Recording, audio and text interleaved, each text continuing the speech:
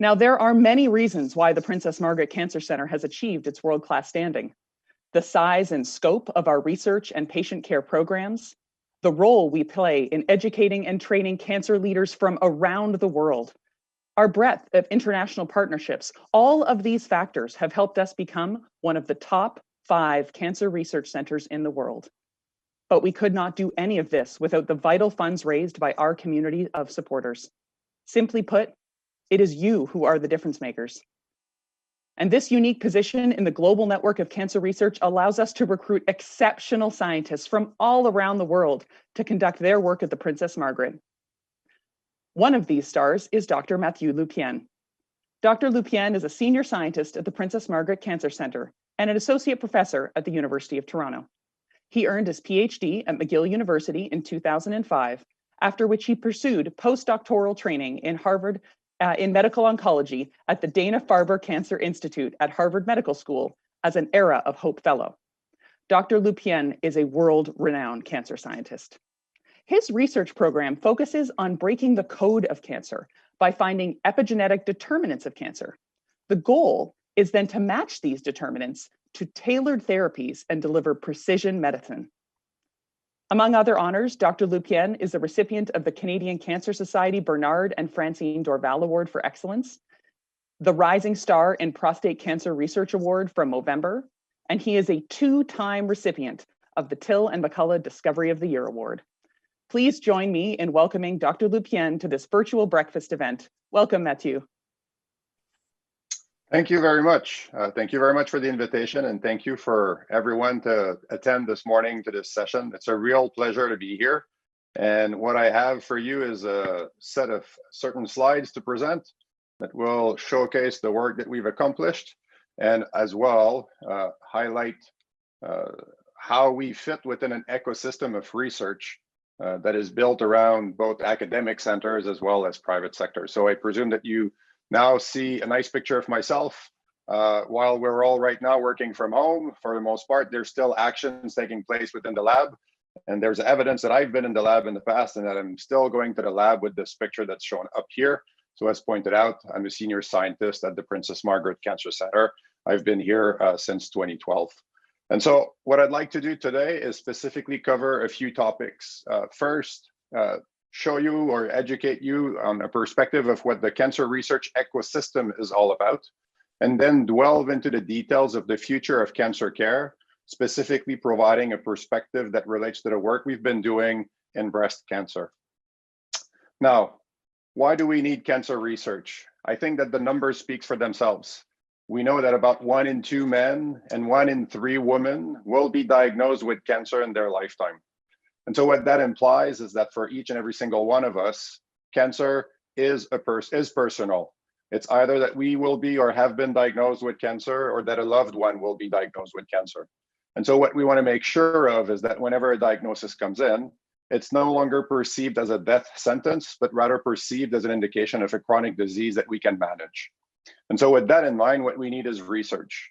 And when we talk about research, we often talk about a lot of things. There's actually 4 different types of research that can take place. And these are here portrayed along a tree, which more or less reflects the nature of each of the different types of research as they fit into nourishing a tree to make a tree ideal and make a tree very flourishing. And so the first type of research that is at the bottom, at the root of all of research, is called basic research. That's the type of research that's focusing on discovering the fundamentals of life, the fundamentals of diseases as well. This is often where work leading to Nobel Prizes originates from. The second type of research is known as translational research, which is here portrayed as the trunk and the branches of the tree. Translational research is when we assess the value of basic discoveries for clinical impact. And so this is typically where we'll be working in the lab, such as the ones at the Princess Margaret, working on model organisms, working, for instance, in tumors that are growing on a petri dish. The third type of cancer research that is of relevance is referred to as clinical research. And this is when we're testing in patients the value of translational discoveries. You've heard about clinical research abundantly in the last few months with regards to COVID. as there's been phase 1, phase 2, and phase 3 type of trials testing new vaccines, for instance.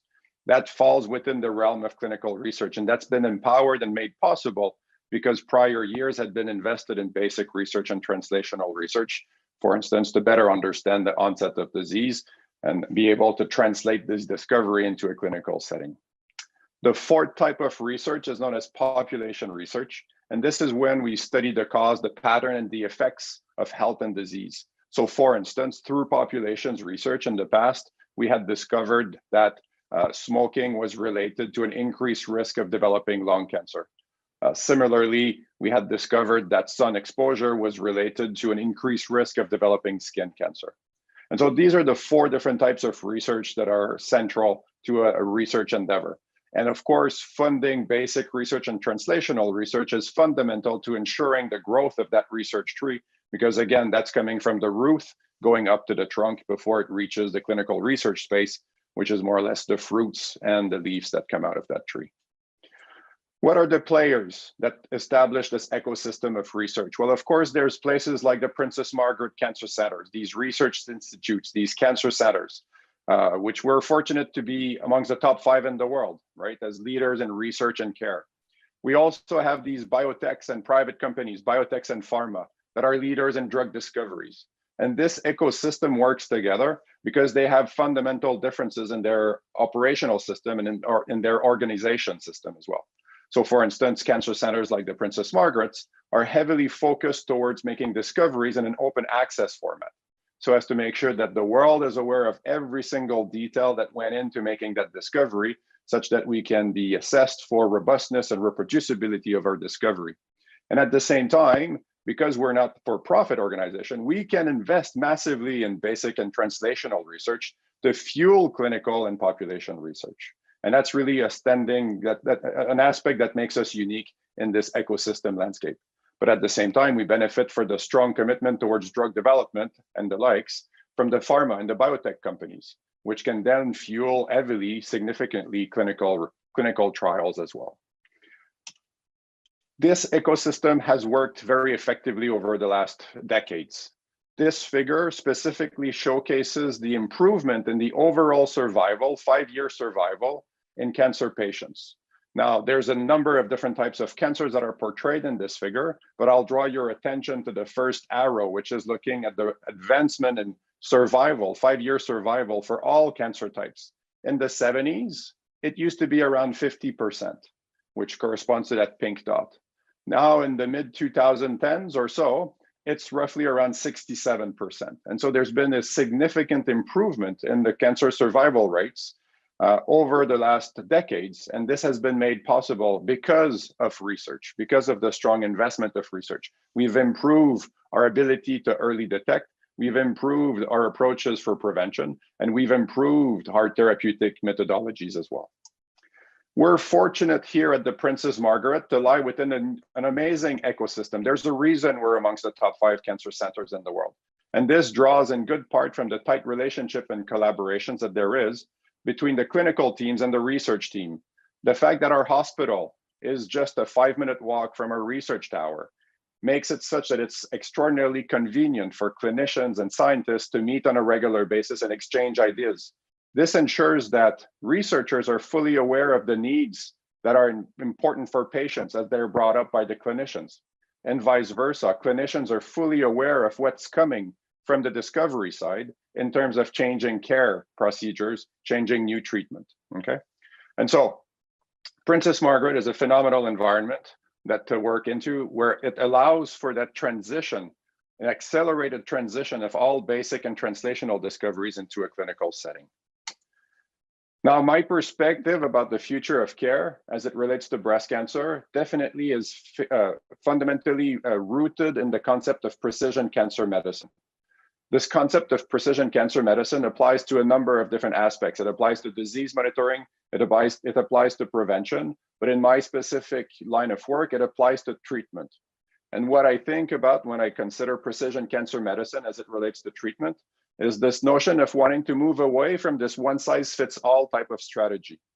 So this is a strategy that has been in place in the past, where patients that would develop a certain form of cancer, for instance, let's take breast cancer as an example, would come in and they would be provided one therapy. And in this case, one blue pill. What happens under such a situation is that the treatment only works in a small subset of individuals. So the blue individuals would respond to the blue pill and you would see a positive effect in terms of survival, for instance. But a number of individuals would have no benefit from that treatment or even potentially have a disease that would worsen. And so we want to move away from that one-size-fits-all model. We want to move into precision medicine, which is this concept of being able to look at patients and analyze their tumor in great depth, allowing us to assign them to different groups that are truly similar to each other and paired with a given drug that works for them. And so, for instance, in this given example, individuals that would come in with a blue type tumor would be given a blue pill and the effect would be positive. Individuals that have an orange type tumor would be given an orange pill, and then the treatment would allow for a positive effect, improve survival, and so on and so forth. In this desired effect of providing for precision treatment medicine, the key is solving that black box of precision medicine. And what we need there is code breakers, individuals like myself and my team that are specifically committed to breaking the code of cancer.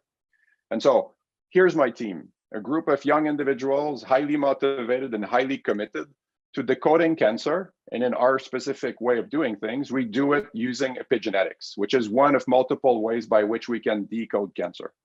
We use epigenetics because we believe it's the most powerful method to discriminate identity in patients' tumor and the ideal approach to maximize matching a treatment to a given tumor's identity. And so to that regard, I'll give you an example of what we did, specifically with our focus on breast cancer, a disease that affects 1 in 8 women worldwide, a disease that is known to have multiple different subtypes. And the specific subtype that we paid attention to in the current study that I'll be discussing is the triple negative breast cancer subtypes.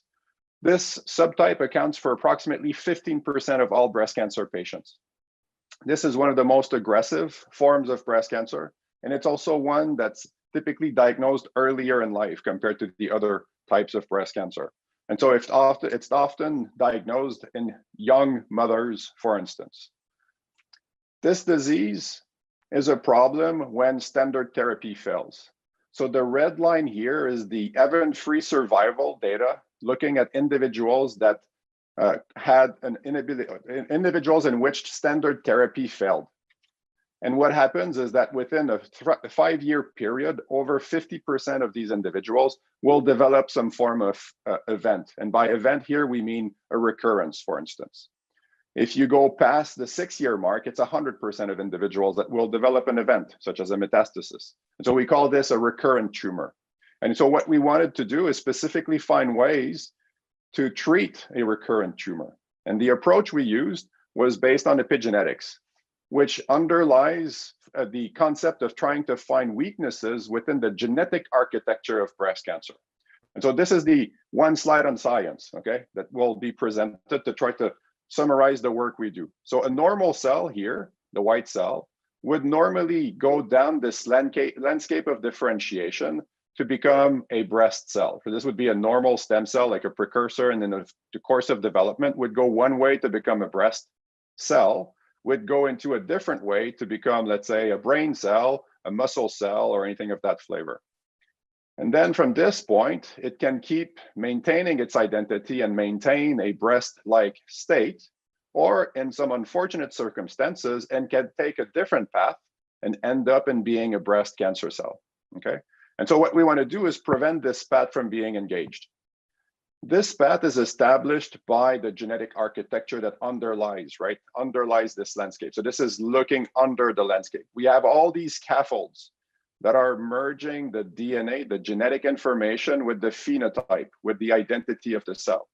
And these scaffolds is where the epigenetic information is used to define exactly which scaffolds are going to be where, establishing this given landscape. And so the task of my team is what? Is to play around with that scaffold. First, figure out what the scaffold is in a cancer setting, and then see how we can move the scaffold around to do one of two things. Either from a cancer state, push it up into a normal state or push it down the cliff. We're fine with pushing it down the cliff, right? The key is to eliminate this valley from the landscape such that we don't have to deal with cancer anymore. And in so doing, we've been fortunate enough to make a discovery in the recent years that showcased that we could use epigenetic therapy, so a therapy that would move around those scaffolds to effectively offer a treatment opportunity for patients that would fail standard therapy. So triple negative breast cancer patients that would fail chemotherapy would have an opportunity to see their tumor stop growing or shrink using epigenetic therapy. Now, this discovery was done in a preclinical setting and needs to be validated in a clinical setting. But what I'd like to do now is just show you a 1-minute video that explains exactly what our discovery was that was published in the last year. And so this should start now.